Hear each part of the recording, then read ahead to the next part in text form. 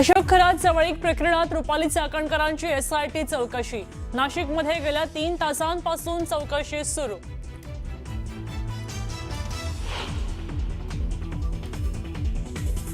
निदा खानला आश्रय देणाऱ्या एमआयएम नगरसेवक मतीन पटेल बाबत नवीन माहिती समोर। एका महिलेला व्हिडिओ कॉलवर विवस्त्र होण्यास भाग पडल्याचा आरोप। पीडित महिलेने पोलीस आयुक्तांकडे केली होती तक्रार।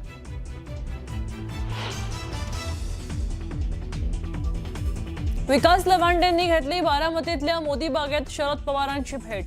विकास लवांडेंवर काल आळंदीत शाईफेक केली होती।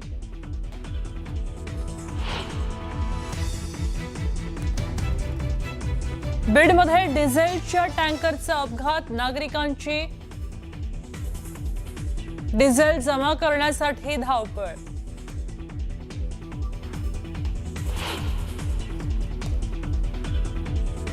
मिसिंग लिंकवर फोटो काढण्यावर पोलिसांची कारवाई। पोलिसांनी उपाय म्हणून महामार्गावर केलं बॅरिकेडिंग।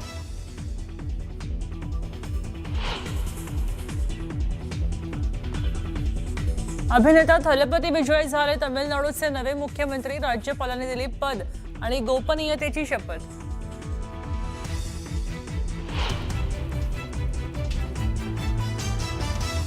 मुख्यमंत्री होताच थलपती विजय ऍक्शन मोडवर 200 युनिट मोफत वीज। महिलांच्या सुरक्षेसाठी विशेष टास्क फोर्सची केली घोषणा।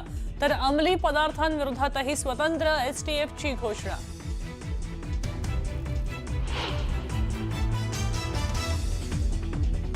हिमंत बिस्वा सर्वांनी राज्यपालांची भेट घेत आसाममध्ये सरकार स्थापनेचा केला दावा। 12 मे रोजी घेणार हिमंत मुख्यमंत्री पदाची शपथ।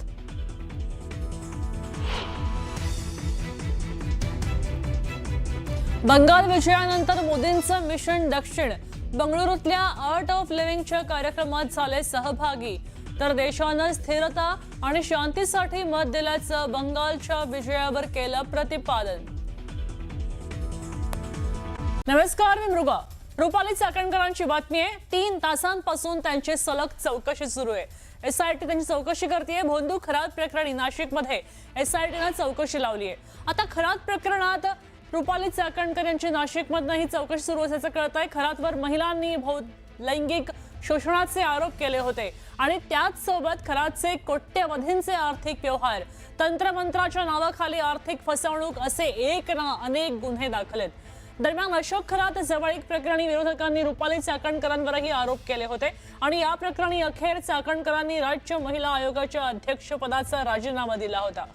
तेव्हापासून त्यांच्या एसआयटी चौकशीची मागणी विरोधक आणि सामाजिक कार्यकर्त्यांकडून केली जाते। दरम्यान या प्रकरणी आतापर्यंत रुपाली चाकणकर यांनी बहीण प्रतिभा चाकणकर आणि मुलगा तन्मय चाकणकर यांचीही चौकशी झाली आहे।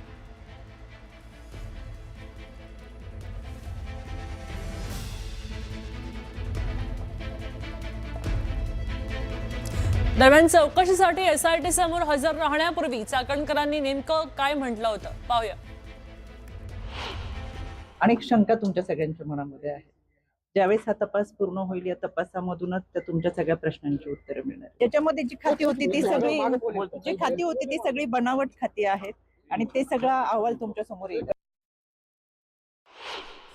तर चाकणकरांची वकिलांना सोबत न घेता चौकशी करा अशी मागणी केली आहे सामाजिक कार्यकर्ते अंजली दमानिया यांनी।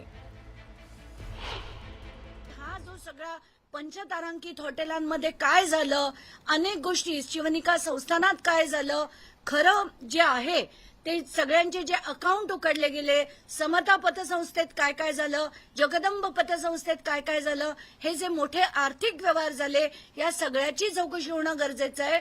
आणि रुपाली चाकणकर या महिला आयोगाच्या अध्यक्षपदापर्यंत कशा पोहोचल्या या सगळ्या गोष्टी आता बाहेर आल्या पाहिजेत आणि याच्यासाठी फक्त आणि फक्त रुपाली चाकणकरांची चौकशी वकील न घेता करण्याची गरज आहे।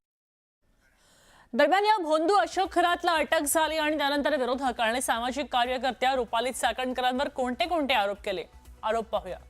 राज्य महिला आयोग अध्यक्षपदाचा गैरवापर केला असा एक आरोप आहे। खरातच्या शिवनिका संस्थानावर ट्रस्टवर त्या विश्वस्त होत्या आणि आर्थिक गैरव्यवहारामध्ये त्यांचा सक्रिय सहभाग होता।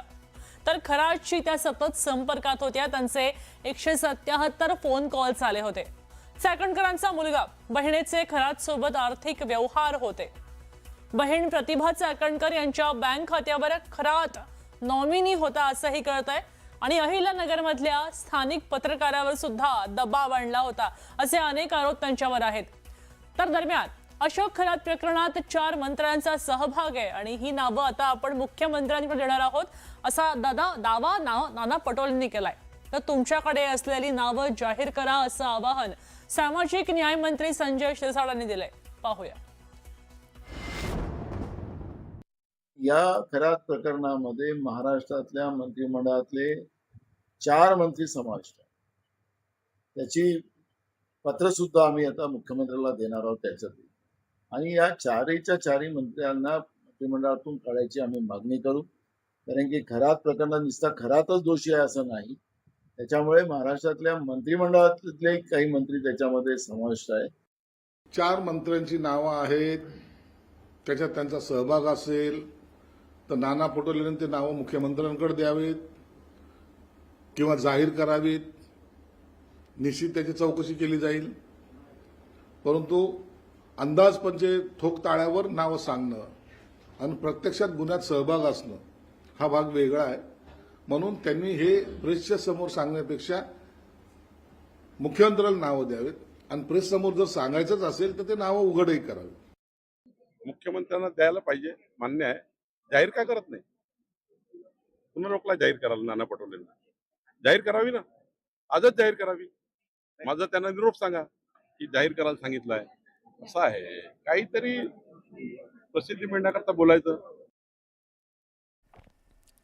दरम्यान या अशोक खरात प्रकरणी अनेक मोठे मासे अडकले आणि त्यांना या प्रकरणातनं बाहेर काढण्याचं काम सुरू आहे अशी माहिती मिळते, असा दावा केलाय रोहित पवारांनी. तर याबद्दल त्यांनी एक्सवर काही पोस्ट केली आहे. ती पोस्ट नक्की काय आहे आपण पाहूया. तर या भोंदू अशोक खरात प्रकरणी अनेक मोठे मासे, मोठे नेते, अधिकारी आणि व्यावसायिक अडकलेले आहेत. आणि त्या प्रकरणामध्ये या खरात प्रकरणात 1% सत्य सुद्धा समोर आलेलं नाही. आणि जे काही समोर आलेलं आहे ते सगळे केवळ छोटे मासे आहेत असं रोहित पवारांनी म्हटलंय.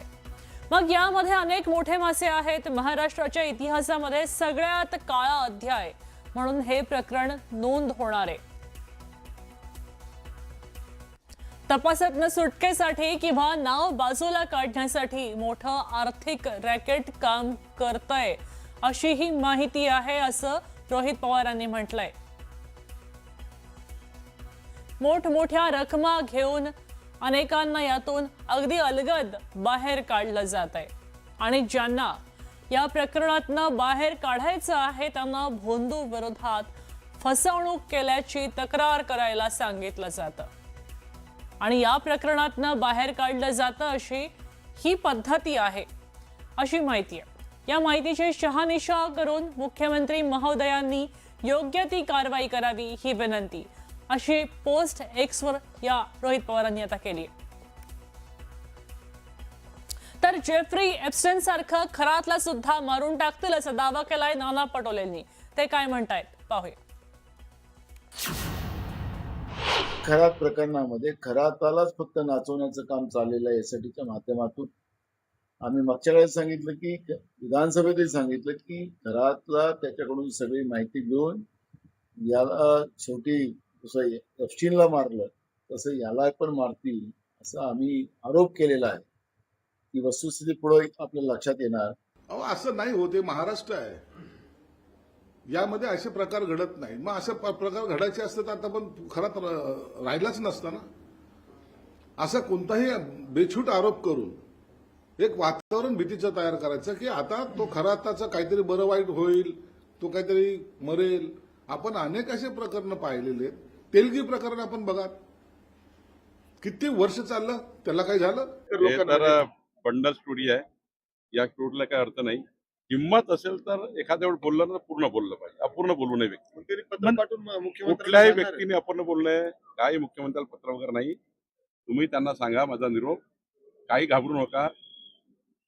खरात पोलिसांच्या कस्टडीमध्ये सुरक्षित आहे, काही होणार नाही आहे. तुमच्या धमक असेल तर नाव सांगा.